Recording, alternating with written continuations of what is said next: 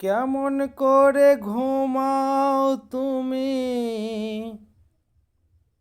আরে কেমন করে ঘুমাও তুমি? ফজর হলো কাজা,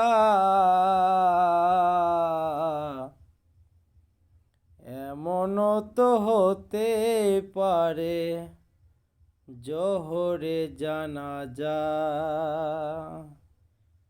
কেমন করে ঘুমাও তুমি? ফজর হলো কাজা,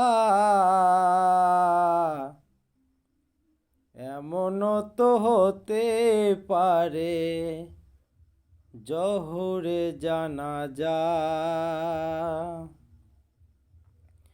জন্ম নিলে হয় না মুসলিম মুসলমানের ঘরে,